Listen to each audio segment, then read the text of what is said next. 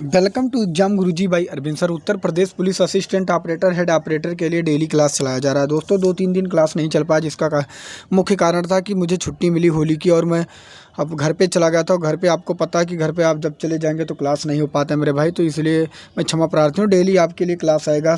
Top 100 प्रश्न हैं इसके फिजिक्स के, जो आपके एग्जाम की दृष्टि से काफ़ी इंपॉर्टेंट हैं। दोस्तों मैंने 51 से इसलिए लिया क्योंकि मैं 50 प्रश्न ऑलरेडी करवा चुका हूँ इसका, और 51 से इसमें 160 प्रश्न तक दिए गए हैं और आपको हल करना है। अंत में आपको बताना है कि आपने कितने प्रश्नों को हल किया, क्योंकि आपको पता है कि दोस्तों 40 प्रश्न आने वाले हैं। 40 में से आपको पता है कि 20 फिजिक्स के आएंगे और 20 प्लस स्टैटिक जी के आएंगे, इसलिए 20 क्वेश्चन आपको हैंडल करने के लिए आपको डेली प्रैक्टिस करना पड़ेगा।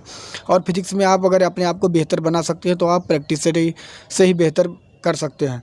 तो इसलिए दोस्तों आप लोगों के लिए डेली प्रैक्टिस आता रहेगा, प्लस इसका आपको पीडीएफ आपको हमारे टेलीग्राम चैनल पे मिल जाएगा, जिसका नाम एग्जाम गुरुजी भाई अरविंद सर है। मैं नीचे डिस्क्रिप्शन में लिंक दे दूंगा, आप जाकर वहां से ज्वाइन हो सकते हैं। और आपको बता दूं दोस्तों, अगर आप हमसे कुछ पूछना चाहते हैं तो इसके लिए आपको हमारे इंस्टाग्राम ID पे जाना होगा। इंस्टाग्राम पर आपको सर्च करना होगा अरविंद जायसवाल। मैं आपको बता दे रहा हूँ, अरविंद और जायसवाल के बाद 000 ये सर्च करके आप मुझे फॉलो कर सकते हैं। वहाँ पे आप कोई मैसेज करेंगे, आपको उसका जवाब ज़रूर दिया जाएगा। दोस्तों चलिए एक एक प्रश्न को देखेंगे और आपको लगातार मेहनत करते रहना है, क्योंकि जून में आपका पेपर होना, ये समझ जाइए कि 90% चांस है। दोस्तों मैं 100% कुछ भी नहीं कह सकता हूँ, 90% चांस है कि आपका जून में पेपर हो जाएगा। क्योंकि जब तक आपको पता होना चाहिए कि उत्तर प्रदेश पुलिस के जब वैकेंसियाँ आई हैं दोस्तों, और उसके साथ क्या किया गया है कि ऑनलाइन होने के दो या 3 महीने के बाद आपका पेपर करवा लिया गया। इसलिए आपको लगातार आप मेहनत करते रहना। अगर 2-3 महीने पे अगर आपको मेहनत करने पर वर्दी मिल जा रही तो इससे बेहतर कुछ नहीं। तो दोस्तों हर बार आपके पास वैकेंसी नहीं आएगी और इस गोल्डन चांस को आप मत गवाइएगा। प्लीज़ आप मेहनत करते रहिएगा। दोस्तों अब चलिए एक एक प्रश्न को देख लेते हैं, नहीं तो वीडियो लंबी हो जाएगी और इसका आपको PDF हमारे टेलीग्राम चैनल पर मिल जाएगा। तो चलिए एक एक प्रश्न को देखते हैं। पहला प्रश्न आपके सामने है, नाभिकीय ऊर्जा प्राप्त करने हेतु आवश्यक है क्या है? आपको 51 का आंसर बताना है। तो इसका जो करेक्ट आंसर हो जाएगा वह यूरेनियम होगा, जो कि ऑप्शन नंबर C में दिया गया है। अगला प्रश्न आपके सामने, इसका उत्तर आपको देना है। शारीरिक कार्यों को करने के लिए किस प्रकार की ऊर्जा का उपयोग किया जाता है? शारीरिक कार्यों को अगर जो किया जाता है वह पेशीय ऊर्जा का उपयोग किया जाता है, जो कि ऑप्शन नंबर C में दिया गया है। अगला प्रश्न आपके सामने, ऊर्जा के सभी रूप में अनंत स्रोत किसे माना जाता है? आपको बताना है 53 का आंसर क्या होगा। तो इसका जो करेक्ट आंसर होगा वह D हो जाएगा, सूर्य। आपको बता दूं कल से दोस्तों आपके जो सिलेबस वाइज है, हर सिलेबस के टॉप 100 प्रश्न होंगे और उसका आपको नोट्स बनाना प्लस उसका PDF आपको हमारे टेलीग्राम चैनल पर मिल जाएगा। और आपको लगातार मेहनत करते रहना, क्योंकि अब आपके पास समय नहीं बचा। जो पढ़ाया जा रहा है, अगर आप क्लास मिस कर रहे हैं तो वह आपकी भूल है, आपकी बड़ी गलती है। दोस्तों अगर आप क्लास मिस नहीं करेंगे तो आप एक दिन जरूर कमेंट में आकर कहेंगे सर मेरा सिलेक्शन हो गया। तो इसलिए आपको रेगुलरिटी बनाकर पढ़ते रहना है और आशा करता हूँ आप पढ़ेंगे और एक वर्दी अपने लिए ज़रूर लेंगे। अगला प्रश्न आपके सामने है, इसका उत्तर आपको देना है। इनमें से कौन सा नवीनकरणीय ऊर्जा है? आपको बताना है 54 का क्या आंसर होगा। तो इसका जो करेक्ट आंसर होगा वह ऑप्शन नंबर B होगा। B जो है वह नवीनकरणीय ऊर्जा है दोस्तों, और कोयला और प्राकृतिक गैस और पेट्रोल जो है यह अनवीनकरणीय में आता है। अगला प्रश्न आपके सामने 55 का, इसका आंसर आपको देना है। पृथ्वी पर ऊर्जा का सबसे विशाल स्रोत क्या है? तो पृथ्वी पर ऊर्जा का सबसे जो विशाल स्रोत है, आपको पता होगा कि सूर्य है, जो कि ऑप्शन नंबर A में दिया गया है। ये बिल्कुल करेक्ट आंसर हो जाएगा। अगला प्रश्न आपके सामने है, इसका उत्तर आपको देना है। डेनमार्क को कहा जाता है, आपको बताना है 56 का आंसर क्या होगा। तो डेनमार्क को कहा जाता है पवनों का देश, जो कि ऑप्शन नंबर C में दिया गया। C इसका करेक्ट आंसर हो जाएगा।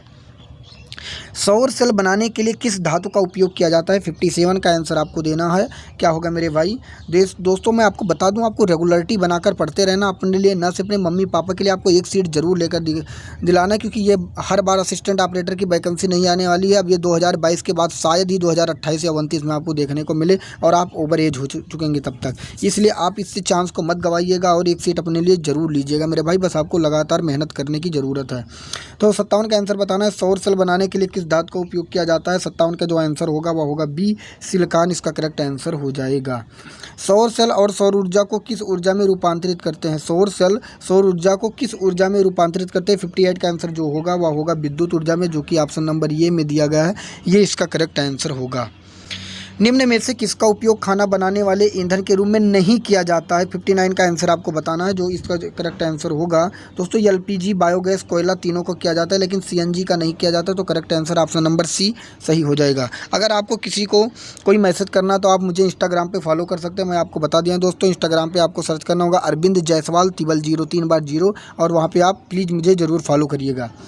60 का आंसर आपको बताना है प्रकाश संश्लेषी अंगक इनमें से कौन है?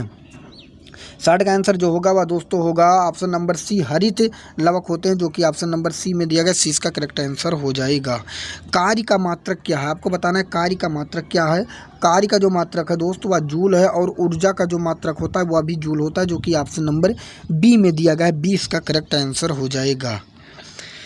प्रकाश वर्ष इकाई है, 62 का आंसर बताना है आपको। प्रकाश वर्ष जो इकाई है वह है दूरी की जो कि ऑप्शन नंबर सी में दिया गया है, सी इसका करेक्ट आंसर हो जाएगा। पारसेक इकाई है, आपको बताना है पारसेक इकाई है, 63 का आंसर क्या होगा? तो पारसेक भी दूरी की इकाई होती है जो कि ऑप्शन नंबर डी में दिया गया है, डी इसका करेक्ट आंसर हो जाएगा। निम्नलिखित में से आपको बताना है निम्नलिखित में समय कौन सा मात्रक है? समय का कौन सा मात्रक नहीं है आपको बताना है, समय का कौन सा मात्रक नहीं है। प्रकाश वर्ष, अधिवर्ष, चंद्रमा, इनमें से कोई नहीं, आपको बताना है। 64 का आंसर क्या होगा दोस्त? इसका करेक्ट आंसर जो होगा वो ऑप्शन नंबर ये प्रकाश वर्ष नहीं है क्योंकि ये दूरी का है। अगला प्रश्न आपके सामने दाब का मात्रक है, 65 का आंसर क्या होगा? तो दाब का आपको सभी को पता दाब का है पास्कल जो कि ऑप्शन नंबर डी में दिया गया है। ज्योति तीव्रता का मात्रक है, 66 का आंसर आपको बताना है।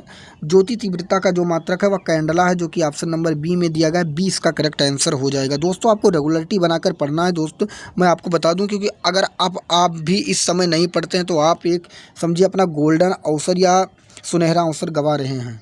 66 का आंसर आपको बताना है। 67 का दोस्तों मात्रकों की अंतर्राष्ट्रीय पद्धति कब लागू की गई? इसका आंसर आपको बताना है क्या होगा सर? तो इसका जो करेक्ट आंसर होगा वो 1971 हो जाएगा जो कि ऑप्शन नंबर बी में दिया गया है। खाद्य ऊर्जा को हम किस इकाई में माप सकते हैं? तो खाद्य ऊर्जा को 68 का आंसर आपको बताना है, तो ये इसे हम माप सकते हैं कैलोरी में जो कि ऑप्शन नंबर बी में दिया गया है। विद्युत मात्रा की इकाई क्या है? 69 का आंसर आपको बताना है, तो इसका जो करेक्ट आंसर होगा वह एम्पियर होगा जो कि ऑप्शन नंबर सी में दिया गया है। यसाई पद्धति में लेंस की शक्ति का इकाई क्या है? आपको बताना है, तो लेंस की जो शक्ति होती है वह डायोप्टर होती है जो कि ऑप्शन नंबर सी में दिया गया है, सी इसका करेक्ट आंसर हो जाएगा। दोस्तों अगर मैं तेज़ी से पढ़ा रहा हूँ तो आप स्पीड स्लो कर लीजिए, वीडियो को पॉज कर लीजिए क्योंकि अभी जस्ट मुझे ड्यूटी जाना है, इसलिए मैं सोचता हूँ कि जल्द से जल्द आप लोगों के लिए क्लास ले लूँ। अगला प्रश्न आपके सामने एम्पियर क्या मापने की इकाई है? 71 का आंसर आपको बताना है, तो एम्पियर जो है वह करंट के मापने की इकाई है जो कि ऑप्शन नंबर ये में दिया गया, ये इसका करेक्ट आंसर हो जाएगा। निम्नलिखित में से कौन सा वेक्टर मात्रा है? 72 का आंसर आपको बताना है, तो वेक्टर जो होता है दोस्तों वह बल का होता है जो कि ऑप्शन नंबर सी में दिया गया है, सी इसका करेक्ट आंसर हो जाएगा। निम्नलिखित में से कौन सी सदिश राशि नहीं है? 73 का आंसर आपको बताना है, सदिश राशि नहीं है। तो दोस्तों आपको बता दूं कि वेग और संवेग और कोणीय वेग ये तीनों के तीनों हैं लेकिन द्रव्यमान नहीं है, तो correct answer option number C इसका सही हो जाएगा। अदिश राशि आपको बताना है कौन से, इसमें 74 का आंसर आपको बताना है, तो जो अदिश राशि जो है दोस्तों वह ऊर्जा है जो कि ऑप्शन नंबर बी में दिया गया, 20 का करेक्ट आंसर हो जाएगा। निम्नलिखित में से कौन सी एक सदिश राशि है? आपको बताना है 75 का आंसर, सदिश राशि कौन सी है? तो दोस्तों देखते ही आपको पता चल गया होगा कि संवेग जो है वह एक सदिश राशि है जो कि ऑप्शन नंबर सी में दिया गया है। अगला प्रश्न आपके सामने पदार्थ के संवेग और वेग के अनुपात से कौन सी भौतिक राशि प्राप्त की जाती है? 76 का आंसर आपको बताना है, तो इसका जो करेक्ट आंसर होगा मेरे भाई वह द्रव्यमान प्राप्त किया जाता है जो कि ऑप्शन नंबर बी में दिया गया है। रॉकेट किसके सिद्धांत पर कार्य करता है? दोस्तों वही प्रश्न कलेक्ट किए गए जो कहीं ना कहीं पेपर में पूछे गए, इसलिए आपको डेली प्रैक्टिस करते रहना है। अगर आप डेली प्रैक्टिस नहीं करेंगे तो आप एक अपने गोल्डन चांस या सुनहरे अवसर को गंवा रहे हैं, आप समझ लीजिएगा। 77 का आंसर जो होगा दोस्तों आपको बताना है कि क्या होने वाला है। रॉकेट किस सिद्धांत पर काम करता है? तो आपको बताना है संवेग, ऊर्जा, बर्नौली, इनमें से कोई नहीं, तो यह संवेग के सिद्धांत पर काम करता है जो कि ऑप्शन नंबर सी में दिया गया है। गुरुत्वाकर्षण के सार्वभौमिक नियम का प्रतिपादन किसने किया? तो गुरुत्वाकर्षण देखते ही आपको पता चल गया होगा कि जो किया सबसे पहले किसने किया, 78 का इसका आंसर आपको बताना है, तो न्यूटन ने किया जो कि ऑप्शन नंबर बी में दिया गया है, बी इसका करेक्ट आंसर हो जाएगा। पास्कल इकाई है, पास्कल 79 का आंसर आपको बताना है। तो पास्कल जो है वह दाब की है, जो कि ऑप्शन नंबर ये में दिया गया, ये इसका करेक्ट आंसर हो जाएगा। क्यूसेक से क्या मापा जाता है? तो क्यूसेक से जो मापा जाता है वह जल की बहाव मापा जाता है, जो कि ऑप्शन नंबर ये में दिया गया, ये इसका करेक्ट आंसर हो जाएगा। वह कौन सा बल है जिसके कारण पिंड धरती के केंद्र की ओर खींचा चला जाता है? 82 का आंसर आपको बताना है कि क्या होगा। तो यह होता है गुरुत्वाकर्षण, जो कि ऑप्शन नंबर सी में दिया गया, सी इसका करेक्ट आंसर हो जाएगा। पृथ्वी के गुरुत्वाकर्षण के कितना भाग चंद्रमा के गुरुत्वाकर्षण के सबसे नज़दीक है? इसका बताना है आपको आंसर क्या होगा। तो इसका जो करेक्ट आंसर होगा 1/6, जो कि ऑप्शन नंबर सी में दिया गया, सी इसका करेक्ट आंसर हो जाएगा। अगला प्रश्न आपके सामने, आर्किमिडीज का नियम निम्नलिखित में से किससे संबंधित है? 84 का आंसर आपको देना है। तो इसका करेक्ट आंसर हो जाएगा प्लवन के नियम से, जो कि ऑप्शन नंबर सी में दिया गया है। श्यानता की इकाई क्या है आपको बताना है, इसका करेक्ट आंसर क्या होगा। 85 का आंसर, 85 का तो इसका जो करेक्ट आंसर होगा वो पॉइज होगा, जो कि ऑप्शन नंबर ये में दिया गया है। दूध से क्रीम निकालने के लिए कौन सा बल का प्रयोग किया जाता है? तो इसका करेक्ट आंसर आपको चारों में बताना है कि कौन सा होगा। तो 86 का जो करेक्ट आंसर होगा वो अपकेंद्रीय बल होगा, जो कि ऑप्शन नंबर सी में दिया गया है। ध्यान से देखना, अपकेंद्रीय गलती से मत करना, अपकेंद्रीय इसका करेक्ट आंसर हो जाएगा। चाबी भरी घड़ी में कौन सी ऊर्जा होती है? 87 का आंसर आपको बताना है कि क्या होगा। तो इसका करेक्ट आंसर आपको 87 का जो होगा वह होगा स्थितिज ऊर्जा, जो कि ऑप्शन नंबर ये में दिया गया है। सूर्य की ऊर्जा उत्पन्न होती है आपको बताना है, इसका करेक्ट आंसर 88 का क्या होगा। तो जो सूर्य की ऊर्जा उत्पन्न होती है वह नाभिकीय संलयन द्वारा होती है, जो कि ऑप्शन नंबर डी में दिया गया है। वायुमंडल में बादलों को तैरने का क्या कारण है? 89 का आंसर आपको बताना है। तो यह है घनत्व का कारण, जो कि ऑप्शन नंबर बी में दिया गया है। वस्तु की मात्रा बदलने पर क्या परिवर्तित रहेगा? 90 का आंसर आपको बताना है। तो यह घनत्व जो है वह परिवर्तित रहेगा, जो कि ऑप्शन नंबर बी में दिया गया है। जल में तैरना न्यूटन की गति के किस नियम का कारण संभव है? 91 का आंसर आपको बताना है। तो वह है तृतीय नियम के कारण, जो कि ऑप्शन नंबर सी में दिया गया है। अगला प्रश्न आपके सामने, निम्नलिखित में से कौन सी राशि सदिश नहीं है? 92 का आंसर आपको बताना है। तो यह है आयतन जो है वह सदिश नहीं है, यह एक अदिश राशि है, जो कि ऑप्शन नंबर बी में दिया गया है। यंगस्ट्रम क्या मापता है? 93 का आंसर आपको बताना है। तो यंगस्ट्रम जो मापता है वह तरंग दैर्ध्य मापता है, जो कि ऑप्शन नंबर ये में दिया गया है।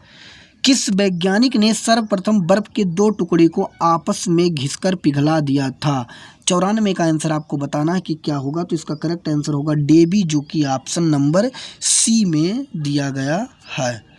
ऊष्मा एक प्रकार की ऊर्जा है जिससे कार्य में बदला जा सकता है, इसका प्रत्यक्ष प्रमाण सबसे पहले किसने दिया? 95 का आंसर आपको बताना है। तो इसका करेक्ट आंसर होगा रामफोर्ड ने दिया, जो कि ऑप्शन नंबर डी में दिया गया है। लोहे की सुई पानी की सतह पर तैरती है, इस परिघटना का कारण क्या है? 96 का आंसर आपको बताना है। तो यह है पृष्ठ तनाव, जो कि ऑप्शन नंबर सी में दिया गया है। अगला प्रश्न आपके सामने, निम्नलिखित में से किस द्रव का घनत्व सबसे कम है? 97 का आंसर आपको बताना है। तो इसका जो करेक्ट आंसर हो जाएगा मेरे भाई वह हो जाएगा पेट्रोल, जो कि ऑप्शन नंबर बी में दिया गया है।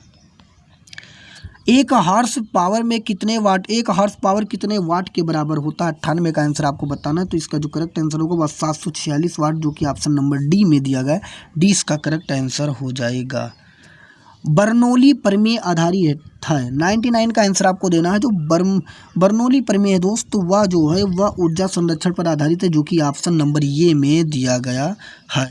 100 का आपको आंसर बताना है कि इसका आंसर क्या होने वाला है मेरे भाई। तो आपको पता है कि बर्फ़ पर दाब बढ़ाने पर उसका क्या प्रभाव पड़ेगा। तो दोस्तों पता है कि अगर बर्फ़ पर दाब बढ़ाया जाता है तो उसका जो वो क्या होगा, वह दाब गलनांक जो होगा उसका वह बढ़ जाएगा, जो कि ऑप्शन नंबर बी में दिया गया है। 101 का आंसर बताना है, किसी मनुष्य के शरीर का सामान्य ताप कर्म कितना होता है? 101 का आंसर आपको बताना है कि क्या होगा। तो वह होता है दोस्तों 98 डिग्री, जो कि ऑप्शन नंबर सी में दिया गया है। 102 का आंसर बताना है, ऊष्मा का सबसे अच्छा चालक कौन सा है? 102 का आंसर जो होगा वह होगा चांदी दोस्तों, चांदी इसका करेक्ट आंसर हो जाएगा, जो कि ऑप्शन नंबर ये में दिया गया है। निम्नलिखित में से किसकी ऊष्माधारिता अधिक है? 103 का आंसर बताना है। तो सबसे अधिक जो है वह है जल की, जो कि ऑप्शन नंबर बी में दिया गया है। निम्नलिखित में से किसके द्वारा अधिक ज्वालक पैदा होता है? अधिक ज्वालक पैदा होता है 104 का जो आंसर होगा वह होगा दोस्तों भाप के द्वारा, जो कि ऑप्शन नंबर ये में दिया गया है। निम्नलिखित में से किसमें सर्वोच्च विशिष्ट ऊष्मा का मान है? 105 का जो आंसर होगा वह होगा जल में, जो कि ऑप्शन नंबर सी में दिया गया है। ऊष्मा का सबसे अच्छा चालक कौन सा? 106 का आंसर आपको बताना है। तो ऊष्मा का जो सबसे अच्छा चालक है वह चांदी है, जो कि ऑप्शन नंबर ये में दिया गया है। आणविक संगठन के द्वारा ऊष्मा का संप्रेषण क्या कहलाता है? 107 का जो आंसर होगा वह संवहन कहलाता है, जो कि ऑप्शन नंबर ये में दिया गया, ये इसका करेक्ट आंसर हो जाएगा। निम्नलिखित द्रवों में कौन सा ऊष्मा का बहुत अच्छा चालक है? 108 का आंसर बताना है। तो जो सबसे अच्छा चालक है वह होता है पारा, जो कि ऑप्शन नंबर सी में दिया गया है। ठोस से द्रव में पदार्थ की अवस्था परिवर्तन को क्या कहते हैं? 109 का जो आंसर होगा वह गलन कहते हैं, जो कि ऑप्शन नंबर बी में दिया गया है। ठोस कपूर से कपूर वाष्प बनाने की प्रक्रिया को क्या कहते हैं? 110 का आंसर बताना है। तो वह कहते हैं ऊर्ध्वापातन, जो कि ऑप्शन नंबर ये में दिया गया है। अगला प्रश्न आपके सामने है दोस्तों, आपको इसकी मेहनत अगर इसमें दिख रही तो प्लीज़ चैनल को सब्सक्राइब कर लीजिएगा। अगर आप चैनल पर नए तो प्लीज़, और कमेंट में अपना फीडबैक जरूर दीजिएगा कि ये क्लास आपको कैसी लगी। अगर आप डेली इसी तरह क्लास पाना चाहते हैं तो प्लीज़ इस वीडियो को शेयर अपने मित्र तक जरूर कर दीजिएगा, जिसमें 1500 व्यू और केवल 500 का लाइक आते हैं इस वीडियो में। तो ज़रूर है कि इसी तरह आपके लिए डेली वीडियो आता रहेगा। तो इसका करेक्ट आंसर दोस्तों आपको बताना है, किसी द्रव को उसके क्वथनांक से पूर्व उसके वाष्प में बदलने की प्रक्रिया को क्या कहते हैं? तो इसका जो करेक्ट आंसर होगा वह वाष्पीकरण कहते हैं, जो कि ऑप्शन नंबर सी में दिया गया है। ऊष्मागतिकी के प्रथम नियम से संरक्षित होता है? 112 का जो आंसर होगा वह ऊर्जा होता है, जो कि ऑप्शन नंबर बी में दिया गया है। यदि किसी स्थान के तापमान में सहसा वृद्धि होती है तो आपेक्षिक आर्द्रता क्या होती है? तो बताइए क्या होती है? 113 का जो आंसर होगा वह घटती है, जो कि ऑप्शन नंबर बी में दिया गया है। ध्वनि तरंगों की प्रकृति कैसी होती है? 114 का आंसर आपको बताना है। तो यह होगा अनुदैर्ध्य होती है, जो कि ऑप्शन नंबर ये में दिया गया है। ध्वनि की चाल अधिकतम कितनी होती है? 115 का आंसर बताना है। तो यह होता है इस्पात में सबसे ज़्यादा चाल होती है, जो कि ऑप्शन नंबर डी में दिया गया है। और बिल्कुल जो चाल नहीं होती है वह निर्वात में होती है, जो कि ऑप्शन नंबर सी में है। 116 का आंसर आपको बताना है कि कौन सी प्रक्रिया प्रकाश और ध्वनि दोनों में घटित नहीं होती है? इसका करेक्ट आंसर होगा आपको बताना है ध्रुवण में, जो कि ऑप्शन नंबर ये में दिया गया है। अगला प्रश्न आपके सामने है कि ध्वनि तरंग किसके कारण प्रतिध्वनि उत्पन्न करती हैं? 117 का आंसर आपको बताना है। तो इसका करेक्ट आंसर होगा परावर्तन, जो कि ऑप्शन नंबर सी में दिया गया है।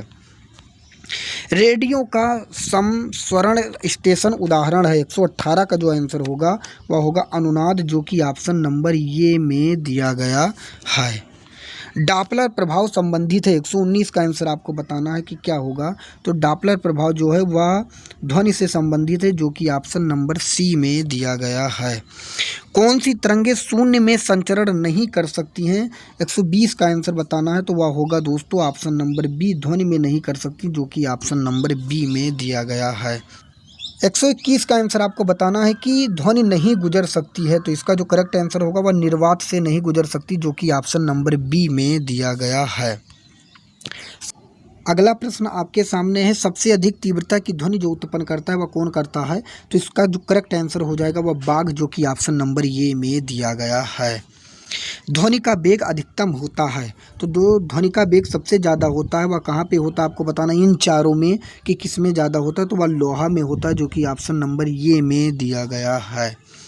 जब ध्वनि तरंग चलती है तो वो अपने साथ क्या लेकर चलती है? 124 का आंसर बताना है। तो इसका जो करेक्ट आंसर हो जाएगा वह ऊर्जा लेकर चलती है, जो कि ऑप्शन नंबर सी में दिया गया है। जब प्रकाश के लाल, हरा व नीला रंगों के समान अनुपात में मिलाया जाता है तो परिणामी रंग क्या होता है? 125 का जो करेक्ट आंसर आपको बताना ये होगा सफ़ेद, जो कि ऑप्शन नंबर सी में दिया गया है। कैमरे में किस प्रकार के लेंस उपयोग किए जाते हैं आपको बताना है। 126 का आंसर तो यह हो जाएगा उत्तल लेंस, जो कि ऑप्शन नंबर ये में दिया गया है।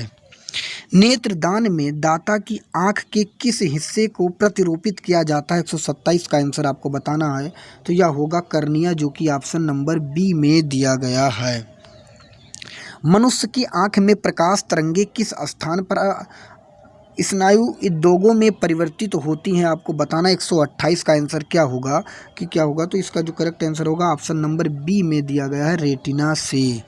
अगला प्रश्न, मायोपिया से क्या तात्पर्य है। 129 का जो करेक्ट आंसर होगा वह निकट दृष्टि दोष होगा, जो कि ऑप्शन नंबर ये में दिया गया है।